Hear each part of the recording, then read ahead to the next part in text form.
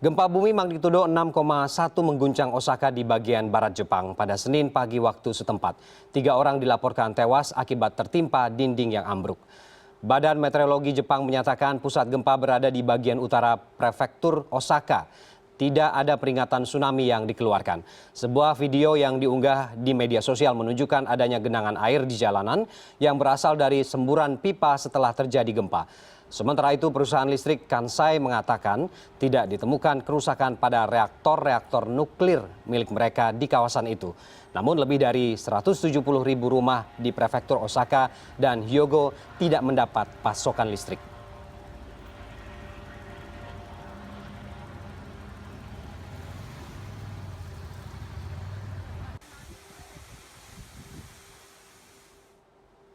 Dan untuk mengetahui kondisi terkini pasca gempa, kita terhubung dengan Koordinator Fungsi Pensosbud KJRI Osaka, Nusiaga Putri. Ibu Nusi, selamat siang. Selamat siang, Pak. Ibu, bagaimana kondisi pasca gempa 6,1 yang terjadi di Osaka beberapa waktu lalu ini? Ya, di beberapa area memang terjadi blackout, gitu ya, karena pasokan listrik tidak ada. Dan ditambah lagi transportasi yang populer di sini, kereta bawah tanah atau kereta antar suburb itu berhenti, tidak beroperasi. Sehingga memang sedikit membuat chaos di stasiun-stasiun. Tambah lagi juga taksi juga susah, sehingga memang orang menjadi bingung mencari transportasi. Kebetulan memang banyak di sini orang menggunakan sepeda, akan tetapi kereta bawah tanah biasanya yang paling populer, sehingga itu juga memberikan dampak tersendiri bagi para pekerja di Osaka.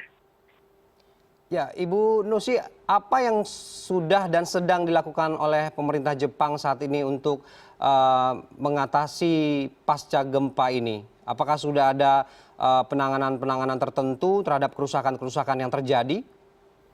Ya, setelah 5 menit setelah terjadinya gempa tadi pagi, Perdana Menteri Abe memang memberikan perintah untuk yang utama adalah memberikan pertolongan atau pertolongan kepada yang luka-luka atau yang terdampak gempa bumi. Karena memang tadi pagi dilaporkan 3 orang meninggal dunia karena tertimpa tembok dan juga tertimpa barang-barang yang berjatuhan di dalam rumah.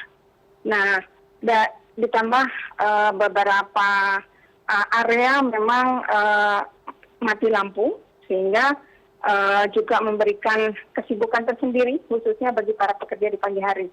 Nah, saat ini memang pemerintah Jepang atau pemerintah prefektur Osaka sedang memberikan atau mengatasi beberapa kerusakan yang diakibatkan gempa, seperti di jalan yang tergenang air karena pipanya bocor, kemudian kereta-kereta juga belum beroperasi karena listrik belum ada.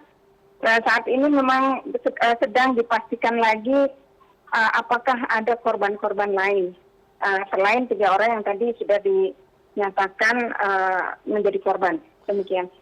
Apakah ada laporan mengenai WNI yang menjadi korban dari bencana ini, Ibu Nusi?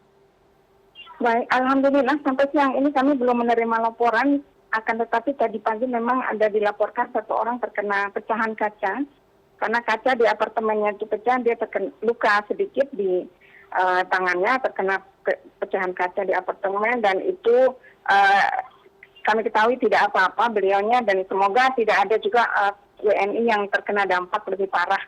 Nah, sementara ini kami sudah mengunggah informasi hotline, nomor hotline yang bisa dihubungi apabila ada WNI yang terkena dampak atau mengalami luka atau mengalami akibat gempa ini yang bisa kami berikan bantuan, sehingga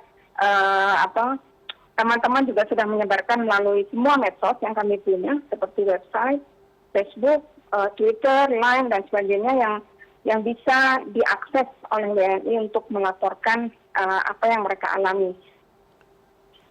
Ya, Ibu Nusi, Osaka kita tahu cukup besar cakupan wilayahnya dan juga menjadi salah satu destinasi wisata. Pusat-pusat keramaian banyak terdapat di sana.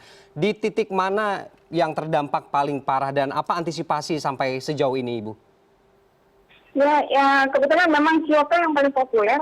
Kyoto dan Nara populer bagi turis kita, turis dari Indonesia. Uh, tapi kami memantau di sini tidak ada laporan mengenai kerusakan tempat-tempat wisata.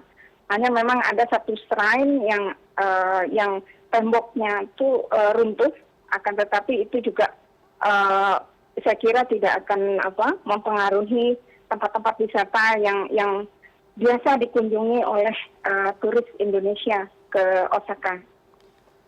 Ibu Nusi, terakhir berapa nomor hotline center jika memang ada laporan yang akan diadukan oleh keluarga korban mungkin, atau memang yang ingin mengetahui informasi lebih lanjut keberadaan keluarganya khususnya untuk WNI, Ibu? Ya, nomor hotline, bentar. Ini di plus 81 80 3113 1003.